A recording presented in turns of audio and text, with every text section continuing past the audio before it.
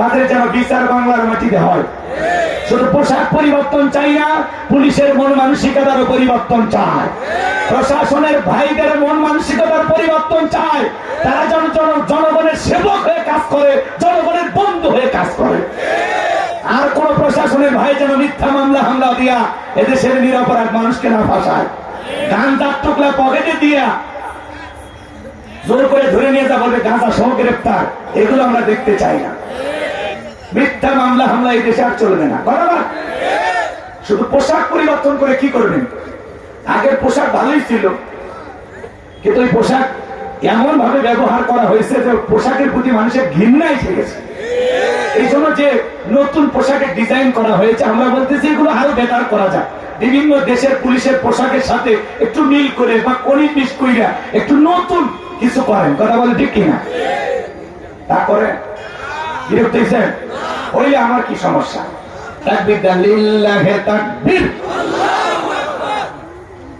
যে পুলিশ ভাইরা গুলি করে মানুষকে হত্যা করেছে, কোন পুলিশ ভাইয়ের ক্ষমতা কি আছে একটা মানুষকে ফেরাই দিতে পারে? আবার অনেক পুলিশ ভাইয়েরা জনগণ তাদেরকে এদিক জনগণ পুলিশ যখন সংঘর্ষ মুখোমুখি, তখন অনেক ক্ষেত্রে পুলিশ ভাইয়েরা মারা গেছে।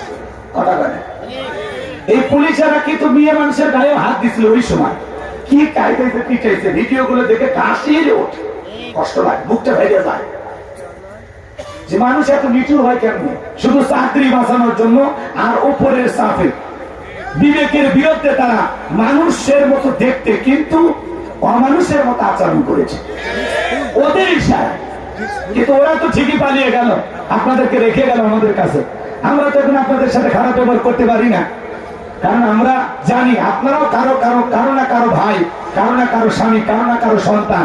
এই জন্য আমরা চাই আপনারা একটু পরিবর্তন হন, তওবা করে ফিরে আসেন। কথা বলে ঠিক কিনা? অনেক পুলিশের ভাইয়েরা ফেসবুকে লাইভ এসে তারা কান্নাকাটি করে বলেছেন যে আমাদের কোনো দোষ নাই, স্যার বলেছে যা গুলি করবি না হলে তো চাকরি থাকবে না। কথা বোঝেনি? এই জন্য পুলিশ ভাইদেরকে আমরা বলবো, আপনারা আমাদের বন্ধু হয়ে আমাদের বুকে ফিরে আসেন। এই দেশের স্বাধীনতাকে রক্ষা করার জন্য, এই দেশের সুন্দর পরিবেশ ফিরে আনার জন্য আপনাদের দরকার আছে। প্রত্যেকটা থানা চালু হয়ে গেলে সুন্দর পরিবেশ ফিরে আসবে, চুরি ডাকাতি হবে না। আমাদের ভাইয়েরা রাতের আধারে জেগে জেগে পাহারা দেয়, কথা বলে ঠিক কিনা? বিভিন্ন জায়গায় যেখানে চুরি চিন্তা হয় সেখানে আমাদের পুলিশের ভাইয়েরা সারা রাত জায়গা বউ বাচ্চা সব রাইখা পাহারা দেয়। এই জন্য পুলিশ ভাইদেরকে ধন্যবাদ জানাই। এদেশের জন্য আপনাদের অনেক প্রয়োজন আছে। আল্লাহ এদেশের প্রশাসনের ভাইদেরকে সঠিক বুঝ দান করুন, জনগণের জন্য খেদমত করার তৌফিক দান করুন। একটু চিল্লায় বলা যাবে কি আমিন? আল্লাহ বলেন আল্লাযী খালাকাল মাউতা ওয়াল হায়াতা, যিনি সৃষ্টি করেছেন মৃত্যু আর জীবন। আল্লাহ তাআলা সর্বপ্রথম মৃত্যুর কথা কেন বললেন? বাজান মৃত্যুর কথা কেন বললেন? আল্লাহ বলেন কুল্লু নাফসিন যায়িকাতুল মাউত, প্রত্যেক প্রাণীকে মৃত্যুর স্বাদ গ্রহণ করা লাগবে। এই স্বাদ হলো দুই প্রকারের, মিষ্টি খেলে মিঠা লাগে, নিম পাতা খেলে তিতা লাগে। যারা ইমানদার তাদের মৃত্যুটা হবে মিঠা। মায়ের কোলে দুধ পান করতে করতে শিশুটা যেমন ঘুমের মধ্যে চলে যায়, যারা ইমানদার তারা তেমনি ভাবে বিদায় নেবে, টেরও পাবে না। বলুন সুবহানাল্লাহ। কিন্তু যারা না ফরমান বেঈমান, আল্লাহর অবাধ্য গোলাম, যারা বলে খাও দাও ফুর্তি করো, দুনিয়াটা মস্ত বড়, পাপের সাগরে হাবুডুবু খায়। এ বাজারে 10টা মিনিট চাইলাম না। আচ্ছা মৃত্যুর ওয়াজ শুনে কি ভয় লাগে? হ্যাঁ, আমি বললাম না একটু নরম আলোচনা, একটু সাক্ষীর মানুষ দিল কঠিন করে না, একটু নরম হওয়ার চেষ্টা করে। এ ভাই বসে চলে দোয়া করিবা, চল। আমি 10 মিনিট অনুরোধ করে বললাম, 10টা মিনিট আমার দেন। এই হাতের আলোচনা শোনেন, দিলটা এমনি নরম হবে। কিছু নিয়ে যান, দেখেন তো পরিবর্তন হওয়া যায় কিনা। কান্না করার চেষ্টা করেন, মানে চোখ বন্ধ করেন। এই বসো, আবার আছে বসো, মরবো না, মরণের ভয় নাই, তাহলে বসে। এ ভাই বসে বসে, ভাই একটু বসেন না, এখনই দোয়ার দিকে যাবো। 10 মিনিট ঘড়ি ধরে 10 মিনিট 12 মিনিট হবে, বসে আমি দোয়া করে দেবো। যারা যাচ্ছেন যদি পারেন গাড়িতে বই আছে নিয়ে যাবেন ইনশাআল্লাহ। এদিকে খেয়াল কর, তাহলে সবাইকে মৃত্যুর স্বাদ গ্রহণ করা। যারা ইমানদার এদের মৃত্যু হবে ভয়ঙ্কর, কঠিন। দেখেন না কত মানুষ মৃত্যুর সময় পেশা পায়খানা করে দেয়, চোখগুলো বড় বড় করে, গালি দিতে দিতে মারা যায়, হাহাকার করে, ওই যে ধরতে আসছে, আমি যাবো না, যা যা যা, আতঙ্কিত হয়। কত মানুষ মৃত্যুর 6 মাস আগে জবানটা বন্ধ হয়ে যায়, সন্তানেরা শরবত বানায় মুখে তুলে দেয়, খাওয়ার শক্তি থাকে না, গালি বের পড়ে যায়। সকল ধর্মের মানুষ বিশ্বাস করে মৃত্যু এটা চিরন্তন সত্য। আমার ভাইয়েরা, বেঁচে আছি এটাই অস্বাভাবিক, মৃত্যু হবে এটাই স্বাভাবিক। এই দুনিয়া থাকার জায়গা না বাজান, দুনিয়া কাউরে জায়গা দেয় না। আল্লাযী খালাকাল মাউতা ওয়াল হায়াতা, আল্লাহ বলেন যিনি সৃষ্টি করেছেন মৃত্যু আর জীবন। সর্বপ্রথম আল্লাহ মৃত্যুর কথা কেন বলেন বাজান? এই দুনিয়াতে আসার একটা সিরিয়াল আছে, যাওয়ার কিন্তু কোনো সিরিয়াল নাই। দাদা আসছে, দাদার পরে বাবা আসছে, বাবার পরে আমি আসলাম, আমার পরে আমার সন্তান আসলো, কিন্তু যাওয়ার বেলা হাই দাদার আগে নাতি চলে যায়, বাবার আগে সন্তান চলে যায়, বাবার কাঁধে সন্তানের লাশ। এটা হলো দুনিয়ার সব চাইতে ভারী বোঝা। এই বোঝা বহন করে ক্ষমতা বাবাদের থাকে না। এই যুবক, কবরস্থানের দিকে তাকায় দেখো, তারা তো এই গ্রামে বসবাস করতো, কত বৃদ্ধ কবরস্থানে চাইতো, তোমার মতো কত যুবক চাইতো, শিশু চাইতো। হে যুবক, দুনিয়া থাকার জায়গা না, সবাইকে মৃত্যুর স্বাদ গ্রহণ করা লাগবে। এই দুনিয়ার জমিনে একটা মানুষ আসবে, 9 মাস 10 মাস আগে খবর পাওয়া যায় একটা সন্তান জন্ম নেবে, কিন্তু একটা মানুষ মৃত্যুবরণ করবে, দুনিয়ার সফর শেষ করবে, 9 সেকেন্ড আগেও জানা যায় না কার কখন কোথায় মৃত্যু হবে। হে যুবক, তুমি কি মনে করো মৃত্যু থেকে পালাইয়া বাঁচতে পারবা না? আল্লাহ বলেন আইনামা তাকুনু ইদরিকুমুল মাউতু ওয়ালাউ কুনতুম ফি বুরুজিম মুশাইয়াদা। সূরা নিসার 78 নম্বর আয়াত। আল্লাহ ডেকে বলেন যেখানে থাকো, যে অবস্থায় থাকো, মৃত্যু তোমাদেরকে ধরবেই, মৃত্যু থেকে পালানোর কোন রাস্তা খোলা নাই। আমাদের সবাইকে মৃত্যুর স্বাদ গ্রহণ করা লাগবে। হে রাজা, দুনিয়া থাকার জায়গা না, আমরা কেউ চিরকাল বেঁচে থাকবো না। মৃত্যুর যন্ত্রণা যে কত কঠিন রে যুবক। আল্লাহ নবী ইদ্রিস আলাইহিস সালামকে জিজ্ঞাসা করা হয়েছিল, ও আল্লাহ নবী ইদ্রিস, আপনার কাছে মৃত্যুর যন্ত্রণা কেমন মনে হয়েছিল? আল্লাহ নবী ইদ্রিস আলাইহিস সালাম ডেকে বলেন, শোনো, জ্যান্ত ছাগলের গা থেকে চামড়া খসাইলে ছাগল তার যেমন কষ্ট হয়, আমার কাছে মৃত্যুর যন্ত্রণা তার চাইতে বেশি কষ্টকর মনে হয়েছে। মৃত্যুর যন্ত্রণা কত কঠিন, কত ভয়ঙ্কর। হে রাজা, আপনার আমার প্রিয় নবীর ইন্তেকালের সময় নবী আমার দুনিয়া থেকে বিদায় নিয়ে যাবেন, ফাতেমা চোখের পানি ছেড়ে দেওয়া জোরে কান্না করে।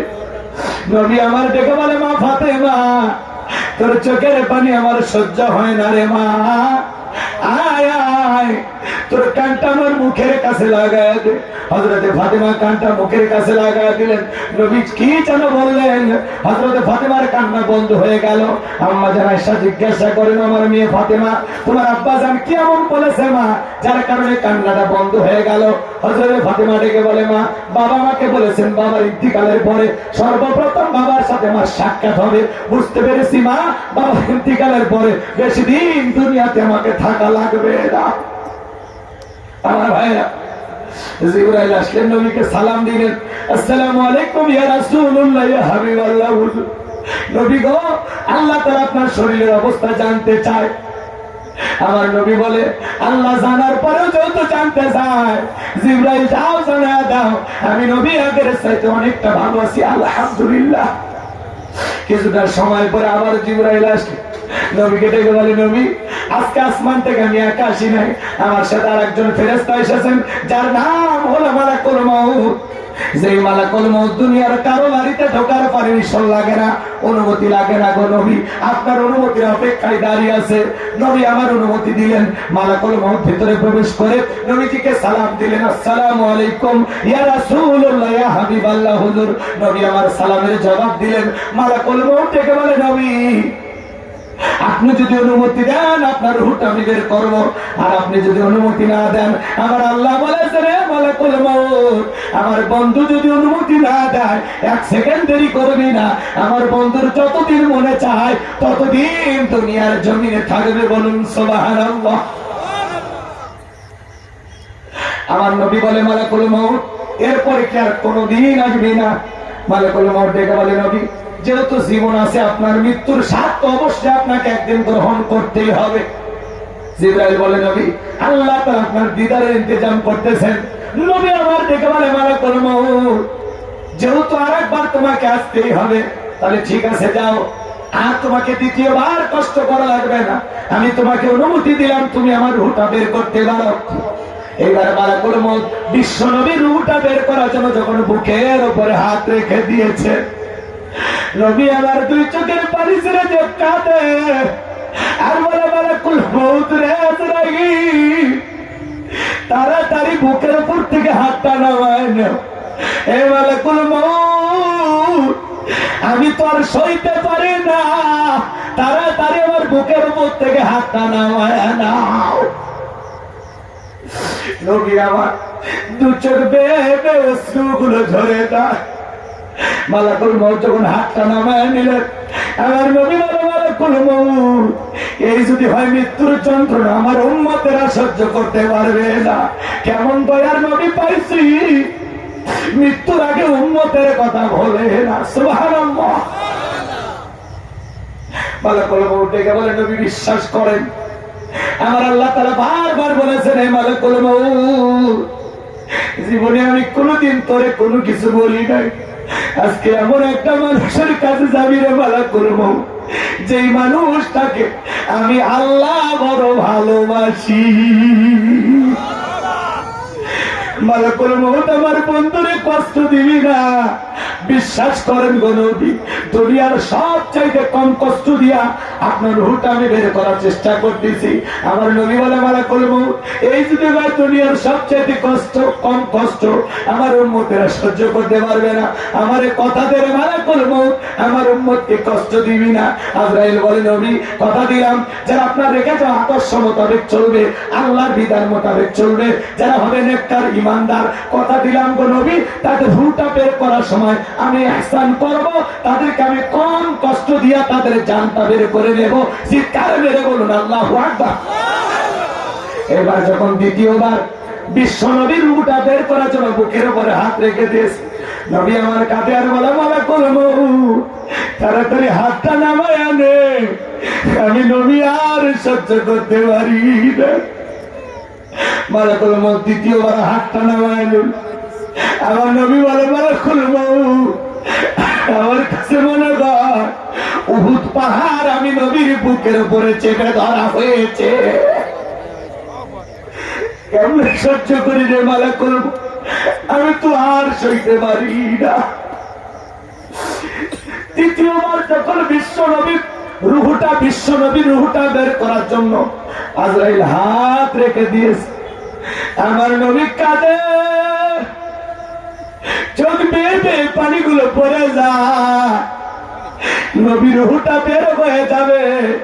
এমন মুহূর্তে নবী আমার উম্মতদেরকে লক্ষ্য করে বলেন, ও আমার উম্মতেরা, আসসালাত আসসালাত আসসালাত, নামাজ নামাজ নামাজ ছাইরো না। নবীজির রূহটা বের হয়ে যাচ্ছে,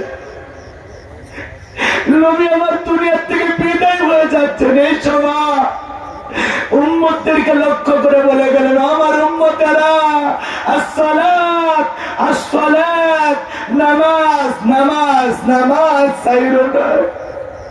নবীজির জীবনের শেষ কথাটাকে আমরা আমল করতে পারবো?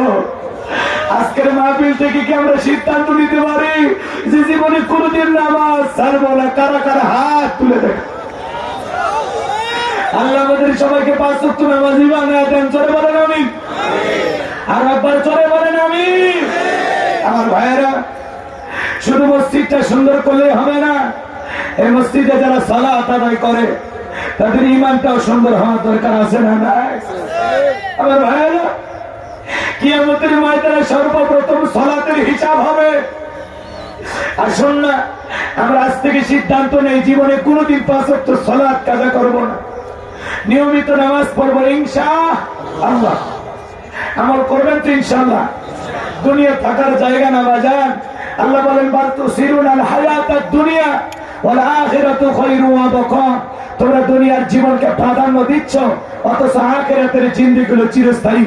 যেই জীবনের শুরু আছে শেষ নাই। কথা বলে ঠিক কি না? আমার ভাইরা আসুন আমাদের সবাইকে যেতে হবে আল্লাহর ভয়ে, পরকালের ভয়ে, আখিরাতের ভয়ে।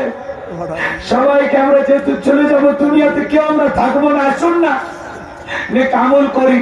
আল্লাহ বলেন আল্লাযী খালাকাল মাউতা ওয়াল হায়াতা, যিনি সৃষ্টি করেছেন মৃত্যু আর জীবন, লিয়াবলুয়াকুম আইয়ুকুম আহসানু আমালা। আমি আল্লাহ পরীক্ষা করে দেখবো আমলের দিকে কার আমল কত বেশি উত্তম, কার আমল কত বেশি সুন্দর। যার আমল ভালো তার আখিরাত ভালো।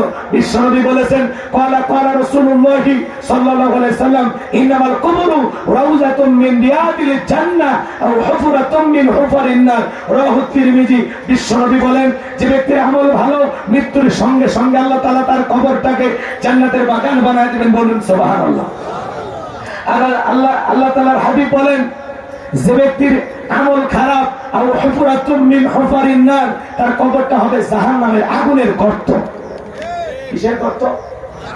জাহান্নামের আগুনের গর্ত। একবার যদি কারো দেহে জাহান্নামের আগুন লেগে যায়, মনে হয় কলিজাটা পুরো ছাই হয়ে যাবে। এই দুনিয়ার আগুনের চাইতে জাহান্নামের আগুনের পাওয়ার 70 গুণ বেশি। এজন্য ভাইয়ের আমার, আল্লাহকে ভয় করুন, পরকালকে ভয় করুন, নিজের জীবনটা নেক আমল দিয়ে সাজাবো তো ইনশাআল্লাহ। আজ থেকে নামাজ ছাড়বো, জোরে বলে নামাজ ছাড়বো না। শুধু মসজিদ সুন্দর করলে হবে না, এই মসজিদে যারা নামাজ পড়বে তাদের ইমানটাও সুন্দর হওয়া লাগবে। মসজিদের উন্নয়ন করবে, মাহফিল করলে হবে না, ইমানের উন্নয়ন করবে, মাহফিল করা লাগবে। মসজিদের জন্য কালেকশন করলে হবে না, মুসল্লিও কালেকশন করতে হবে। কথা কয় না ভাই? শুয়ে পড়ছেন, চলেন বাড়িতে যাই ঘুমাই। এ জায়গায় ঘুমাইন না, অসুস্থ হয়ে পড়বেন। কথা বললেন আপনি? ঠিক আছে, দাঁড়ান, এদিকে খেয়াল করেন। আমি 2টা কথা বলতে চাইছিলাম। বাদশা স্বপ্নে কি